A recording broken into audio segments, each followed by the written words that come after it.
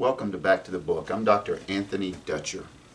Today we're going to be talking about and we're going to be reading from a prophecy in the book of Daniel located in the Tanakh.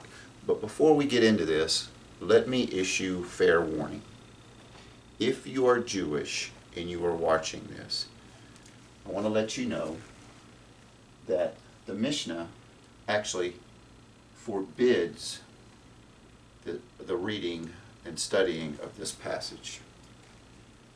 The Rambam forbids the calculation of the prophecies we're about to read. Now, you're probably thinking, well, why would a part of the Tanakh be forbidden from me if I'm Jewish from reading, studying, and calculating a prophecy? Because the prophecy has mathematics in it. It's a mathematical-based prophecy. Why would I be forbidden from reading that? Now I'm going to give you a hint, and at the end of this, I'll let you be let you determine why you think this was forbidden by the Mishnah and the Rambam. Now, let me say this also. If you happen to be an atheist, this prophecy will also cause a problem for you, because this prophecy was written approximately 200 years before Yeshua, or in English, Jesus, was born. And you would have to explain how this prophecy could be written 200 years before he was born and predict the exact year of his death. So this is what we're going to do. We're going to read this prophecy, and the whole time we're reading it, the whole time we're studying it, and it's going to be a brief study, ask yourself as we're going through this, if you are Jewish, why would the Mishnah forbid it, and why would the Rambam forbid calculating the mathematical prophecy that we're going to look at? And if you're an atheist, you must ask yourself, as we're reading this, how is it possible that this could have been written 200 years before the event happened and be so accurate? So let's read it. Here we go. This is in Daniel. Daniel is a prophet in the book, in the Tanakh. 70 weeks. Now, before we get into this, let's look at something here. During this time, the calendar was 364 days. A biblical week in regards to prophecy would have been 7 years. So each week would have been 7 years. And you can find that in Numbers chapter 14 if you'd like to verify that. So here we go. 70 weeks have been decreed for your prophet in your holy city, to finish the transgression and to make end of righteousness, to make an end of sin, to make atonement for iniquity, to bring in everlasting righteousness, to seal up vision and prophecy, and to anoint the most holy place. Here we go. So you are to know and discern from the issuing of the decree to restore and rebuild Jerusalem until the Messiah. So this prophecy is going to tell us the exact time of when the Messiah shows up.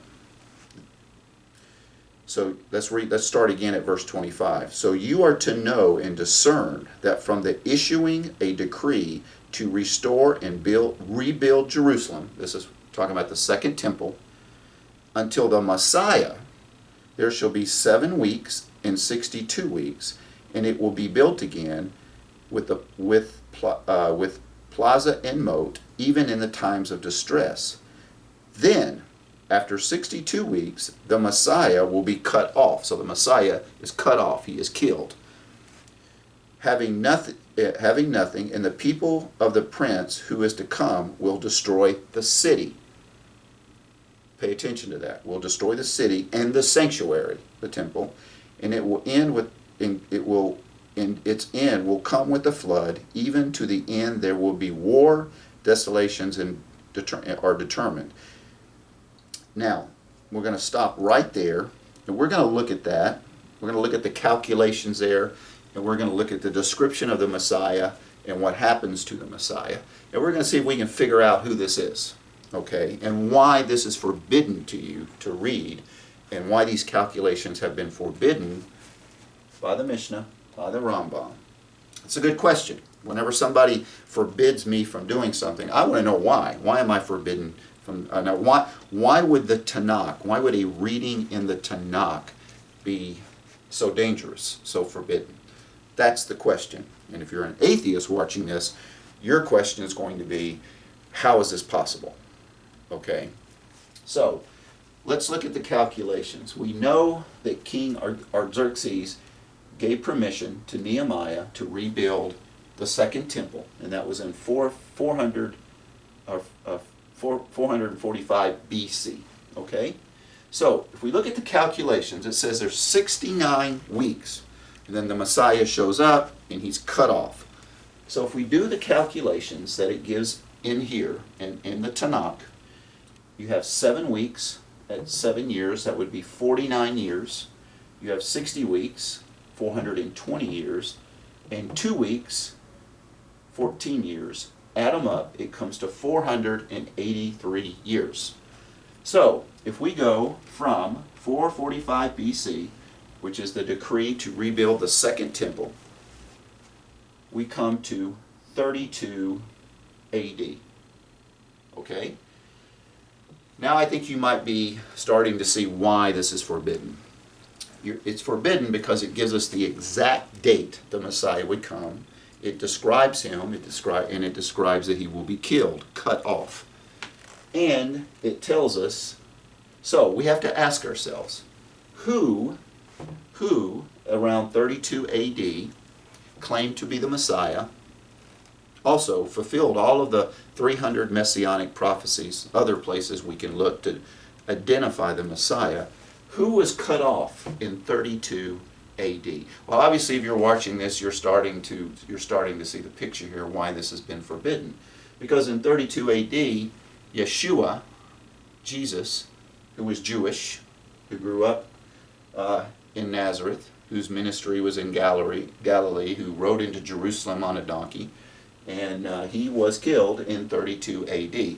So this is emphatic proof, beyond any shadow of a doubt, that Jesus was the Messiah. Yeshua was the Messiah. And I think you're starting to see now why this has been forbidden from you. Just like Isaiah 53 was read over in the Haftorah readings for so long, and why Isaiah 53 is not a very popular, which Isaiah is one of the more prominent prophets in the Tanakh, but that chapter, and I have another video on Isaiah 53, is also forbidden. So why would this major chapter, Isaiah 53, be skipped over in the Haftorah readings, and why would this prophecy here be forbidden in the Mishnah and the Rambam? Ask yourself that. Next, so we have the calculations. The calculations here give us the exact time that the Messiah would show up. And it would have to be around the time of the destruction of the second temple. Okay? Now, let's look at something else. We go to verse 27. Here's something interesting. So then he says, then after the 62 weeks, the Messiah will be cut off and have nothing, and the people and the prince who is to come will destroy the city and the sanctuary. Now, identify that if you understand anything about history. That's when the Romans came and destroyed the city and the sanctuary. So this is a powerhouse prophecy. This is why this has been forbidden. It is not talked about. Now, let's look at some of the descriptions that we are given in Daniel 9 of the Messiah. Okay? See if we can take this a step further in identifying who he was. Now, we have the exact year he shows up. We know this. It's irrefutable. What are some of the descriptions? Well, it says the Messiah would be cut off, so whoever this person is killed. It says he will make an atonement for iniquity or sin. So whoever this is, this Messiah, he makes an atonement. His death is a payment for sin. That's what it says in Daniel, in the Tanakh. He brings in everlasting righteousness. And it says, after all of this happens, then the city is destroyed in the sanctuary, in the temple, which we know the Romans did right after that. right after that. And so we know that the Messiah, here's a key point, think about this. The Messiah had to come before this destruction of the second temple. So we have a lot of evidence here, irrefutable evidence of who it is. We know the exact date he's going to show up. We know he shows up before the temple is destroyed by the Romans in 7 AD. We know that he's killed. We know that he makes an atonement for sin. His death is an atonement. We know, and again, that the city and the sanctuary is destroyed. So, as you can see, this is why this calculation, this prophecy, has been forbidden in various Jewish literature. There's a reason to do that. Now, if you are wanting to do, this is a very detailed prophecy. I'm kind of hitting the surface of it. If you are one of my subscribers in Israel and you want a more detailed study of this prophecy, in Hebrew, by the way, by Hebrew Jewish Messianic believers, I'm going to refer you to two things. Number one, the ministry, and it's on YouTube, is called One, the number one spelled out, One for Israel. And they also have a Bible college in Israel, the Israel College of the Bible. So if you go on YouTube and you type in, when will the Messiah come, One for Israel, it'll bring up a video. I'm not connected to this ministry. They don't endorse me. I watch a lot of their videos. They're really good. They're in Hebrew. A lot of them have English subtitles under them. I don't want to speak for them. I think that they will give you a New Testament in Hebrew if you've never read the New Testament for free. Don't quote me on that. Again, let me say, I'm not sure that they will give it to you for free, but I think I read or heard that they would if you contacted them, because I understand a New Testament is difficult to get in Israel. Israel College of the Bible is the location. One for Israel is the YouTube channel. Now let me say this. I probably have more Jewish friends than I do Gentile friends. And one of the things that a lot of my Jewish brothers and sisters that do come to faith in the Messiah say is when the first time they read the New Testament, they were shocked. They were shocked by several things. Number one, they were shocked that it was a Jewish book. It had actually very little to do with Gentiles. So the New Testament, believe it or not, if you're Jewish and you're watching this, get the New Testament, start reading in Matthew. You're going to quickly come to the conclusion that all the characters in the Bible, all the apostles and all the people were Jewish. It happens in Israel. Jesus was Jewish, and there's hardly any mention of Gentiles. A fellow one time, he was saying that he thought the New Testament had stuff about Easter bunnies and Christmas and the Pope. It has nothing to, the Roman Catholicism is not biblical Christianity. You will see no Catholicism about popes and statues and idols in the New Testament. Actually, you'll see the opposite if you get a copy of the New Testament. So if you've never read the New Testament, I challenge you to read it. If you feel that it's wrong, that the New Testament is not accurate, it's not true, what do you have to lose? If it's just a fairy tale, read it on your own. Read it and see what conclusion you come to. As I stated, most of my Jewish brothers and sisters that come to faith, they said that was the first thing that opened their eyes. It shocked them. They had been told, no, don't read the New Testament. And they thought it was a Gentile book. The New Testament is a Jewish book. Matter of fact, Christianity, as it's called, was a Jewish religion for the first 100 or 200 years after Yeshua. So you'll be shocked. You're going to be really shocked if you're Jewish if you get in touch with them. And then, by the way, if they don't offer a free copy, they'll definitely refer you to where you can get one. So I don't want to quote them on that. So we see here from this prophecy that it gives us the exact timing of the arrival of the Messiah, the exact years that the Messiah would show up. It gives us a description of the Messiah. Now, if you take that and couple that with Isaiah 53, which is a long description, which I've covered in another video on my channel, if you couple that with this description, you're going to see that they line up. There's all these messianic prophecies.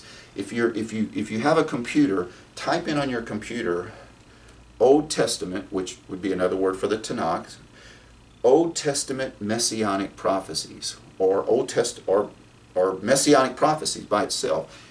Lots of sites will show up, and it will give you a listing of all the prophecies in the Tanakh, which is a roadmap to help you to determine who is the Messiah. What will the Messiah do? What will his ministry be like? What is his purpose? You don't need the New Testament to do that. Actually, whenever I share Messiah with one of my Jewish brothers and sisters, I never use the New Testament. Even when I deal with an atheist Gentile, I never use the New Testament. I use the Tanakh exclusively. It's way easier to prove Yeshua was the Messiah with the Tanakh than it is the New Testament. The New Testament simply is the corresponding verses to it. See, to believe that what a person would have to believe about the apostles and Yeshua and his followers afterwards is quite incredible. Most of them were fishermen. A person would have to believe, once you read the New Testament, if you get it, think about this as you're reading it. These are a bunch of Orthodox fishermen at that time that followed Yeshua. A person would have to believe that they went and studied the Tanakh and all of the Old Testament prophecies and typologies and intentionally forged this fake book called the New Testament to match up perfectly with each one of those prophecies. And that's really outrageous to think they did that. Then they went and stole the body of Yeshua after he was crucified to try to fake make it look like he was risen from the dead. And then all of these Orthodox Jewish believers at this time decided they wanted to fool their own Jewish brothers and sisters. Now, I know a lot of Orthodox Jewish people of that time, this time, and I can assure you at that time it would be even more intense. The last thing Jewish people are going to do is try to deceive their own people into following a false religion. So it's quite a bit. A person really has to really stretch it to try to get to determine or to indicate that the New Testament is not an accurate book. So, but again, the proof of Yeshua being the Messiah is the Tanakh. It's not the New Testament. The challenge that I'm giving you is look up the Messianic prophecies and look for yourself and study each one of them in the Tanakh. It will give you a clear description of who Yeshua was. So, anyway, we have the prophecy here in Daniel, which you have been forbidden in the Mishnah and the Rambam from referring to, gives you the exact calculation, the 483 years, when the Messiah would cut up, gives a description that he would be cut off, he would make an atonement for sin, and that following that, it says that the city and sanctuary will be destroyed. Now, interestingly, if you look we are going to look quickly in the New Testament here for a reason, with a very good reason. One of the things after Yeshua was crucified by the Romans that the New Testament says happened is this. And it says, and now it was about the 6th hour. This is right after he was crucified and passed away on the cross. And darkness fell over the whole land until the 9th hour. The sun being obscured and the veil of the temple was torn in two. So it's saying after the Romans crucified, the Jewish leaders rejected Yeshua as the Messiah. The Romans crucified him, that all of the surrounding area got dark, and there's another reference in the New Testament that there was an earthquake and and the veil of the temple was rent in two. So just for some of you, this is really aimed at more towards my atheist friends. Is there any proof of this? Well, interestingly, there's a book called Pontius Pilate, who was who was involved in having Jesus crucified, by Dr. Paul Meyer, and it's a letter that was written at that time. Okay, and he's a historian at Harvard University, and in this letter, Tiberius, who was the Roman emperor in Rome at that time, wrote a letter to Pilate. Pilate, who was the Roman representative there when Jesus was crucified, asking him about this strange darkness for several hours that covered all of Judea and this earthquake. So he had heard about it. Yeah. So verify this. This is good stuff. And so Pilate wrote back and said, yeah, at this time, after this Yeshua was crucified, this darkness covered all of Judea, and there was this earthquake and all these strange things, and in the letter, and I'm not going to go into it, you can look it up, I believe it's on, I don't have it on here, I think it's page 224 or something in this book. He says that they sought the advice of astrologers at the time to ask them if they could explain it. You know, what was this all about? You know, was it an eclipse or, you know, that kind of thing? And they had no explanation for this. Very interesting evidence. Now, here's the problem. We've touched on this before. Some of my many Jewish brothers and sisters will say, yeah, you know, I can't deny it. It says the Messiah would come before the destruction of the second temple, and it describes him, and it says he'll die for our iniquity, our sins, and in Isaiah 53, that describes him, and it all matches up. But here's the problem. My rabbis say that when the Messiah comes, that there'll be everlasting peace, and the lamb and the lion will lie together, and the kingdom will be set up, and the throne of David will be established. So this couldn't be Yeshua, even though it clearly is indicating it's Yeshua. How do you explain that? Well, it's real simple, real simple. And there's two comings of Messiah. Now we've touched on this in prior videos. The first coming of Messiah was here. He came, he was rejected, he came to Israel, and the leaders rejected him, and he was crucified, and he made an atonement for sin. If we look in the prophecy, and this is in the Tanakh, Jewish Tanakh, chapter 9, verse 9. So here's the first coming of Yeshua, of the Messiah. Rejoice greatly, O daughter of Zion. Shout in triumph, O daughter of Jerusalem. Behold, your king is coming to you. He is just and endowed with salvation. Check this out. Humble and mounted on a donkey, even on a colt, the foal of a donkey. So the first time the Messiah comes, it describes him here as humble, riding on a donkey, and he rides into Jerusalem. Okay, let's look and see if there's a second coming. If there's a second coming, then the period of the kingdom and the lamb lying with the lion and all that would happen at the second coming. So let's look at another description of when the Messiah comes. Okay, and in there we're going to look we're going to go back to Daniel chapter 7. Now listen, here's a description of the Messiah coming also. I kept looking in the night visions, and behold, with the clouds of heaven, one like the Son of Man. You'll see that Son of Man a lot if you read the New Testament. Was coming, and he came up to the Ancient of Days. Who's the Ancient of Days? And was presented before him, and to him was given dominion, glory, and a kingdom, that all the people, the nations, and men of every language might serve him. His dominion, an everlasting dominion, which will not pass away, and his kingdom is one which will not be destroyed. And so he says, I was looking in the night visions, and behold, with the clouds coming, one like the Son of Man, and he came up to the Ancient of Days. So the Messiah comes in the clouds, and he comes, and that's the time of judgment, and he sets up the kingdom. So does the Messiah come in the clouds and then get on a donkey and ride into modern day busy traffic, high-tech hustle and bustle Jerusalem, get on a donkey and then ride into Jerusalem? It doesn't match. So you see there's clearly, and there's many other verses in the Tanakh to show that there were two comings. This is where a lot of people get sidetracked.